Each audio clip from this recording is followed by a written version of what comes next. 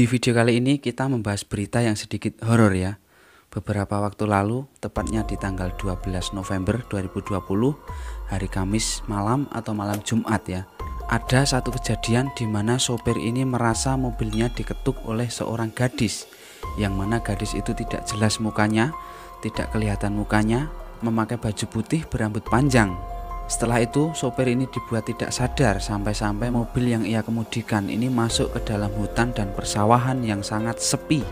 Dan anehnya lagi, yang ia rasakan itu masih seperti melaju di jalan tol, padahal ini jalan sangat terjal. Simak terus beritanya, ini sangat menarik. Di video kali ini kita akan mengulas satu kejadian, satu berita yang mana ini mengisahkan sopir yang bernama Suryati, sopir naas yang tersesat tengah malam di tengah hutan dan persawahan. Dan bagi kalian yang ingin langsung melihat klarifikasinya, melihat penjelasannya dari Suryati ini, bisa cek video yang ini ya. Oke, tapi sebelum lanjut seperti biasa, bagi kalian yang baru berjumpa dengan channel ini, baru berkunjung ke channel ini, jangan lupa dukung saya untuk subscribe dan juga tekan loncengnya. Di channel ini saya membahas berbagai berita-berita yang sedang trending dan juga informasi-informasi yang menarik yang terjadi di seluruh Indonesia.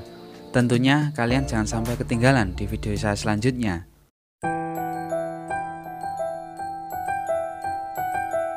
Oke, langsung kita mulai saja. Suryati seorang sopir yang mengemudikan mobil berjenis Xenia berwarna putih. Pada hari Kamis malam atau tepatnya malam Jumat ya, di tanggal 12 November 2020 kemarin, ia mengalami hal horor, hal mistis yang sebelumnya belum pernah ia alami. Dengan tidak sadar, mobil yang ia kemudikan ini masuk ke hutan dan persawahan yang sepi. Setelah sebelumnya Suryati ini merasa bahwa mobilnya itu diketuk oleh satu orang gadis yang tidak jelas mukanya tadi. Suryati ini menceritakan, malam itu dia mengemudi mobil dari Malang ke Surabaya sekitar jam 7 malam. Dia melintas di jalan tol Malang-Surabaya dengan menggunakan paduan Google Map. Namun entah apa yang terjadi, Google Map itu mengarahkan Suryati keluar dari tol yang sedang ia lewati. Di sini awal mula Suryati itu salah jalur, tetapi tetap saja Suryati mengikuti panduan dari Google Map tadi. Dia mempercayakan pada dirinya, meyakinkan pada dirinya bahwa semuanya normal dan dia terus saja melaju. Kata Suryati, setelah beberapa menit keluar dari jalan tol, dia merasa mobilnya diketuk oleh satu orang gadis yang tidak jelas mukanya tadi, yang berambut panjang, berbaju putih ya. Di sini Suryati mengaku sempat merinding ketika ada kejadian itu. Tetapi dengan kejadian itu tidak membuat Suryati untuk berhenti, atau Suryati terus saja melaju mengikuti arahan dari Google Map. Karena sudah merasa takut, Suryati tidak mencari jalan lain. Dia terus fokus kepada Google Map melalui suara. Di sepanjang jalan, Suryati ini merasa jalanan sangat sepi, tidak ada orang yang melintas sama sekali, padahal baru jam 7, telat-telatnya jam 8 malam ya. Suryati terus melaju dengan mengikuti arahan dari Google Map tadi. Dan setelah berselang lama dia baru sadar bahwa mobilnya tidak dapat bergerak, maju atau mundur. Nah, sampai di sini Suryati yakin, Suryati sadar bahwa dia benar-benar tersesat. Nah, karena mobilnya tidak dapat bergerak sama sekali, Suryati mengecek mobilnya. Ternyata badan dari mobil Suryati itu tersendat oleh batu besar ya, atau mentok di batu yang besar di jalanan yang sempit dan juga sangat sepi. Di Desa Made, Kecamatan Pacet, Kabupaten Mojokerto, Jawa Timur. Padahal di sepanjang jalan, Suryati ini merasa bahwa jalan yang ia lewati, yang ia lalui itu merasa lurus dan mulus. Tapi setelah sadar ternyata dia sampai di hutan dan persawahan yang sepi ya, yang sangat sepi. Dari pernyataan Suryati ini dinilai sedikit janggal dan juga tidak benar ya.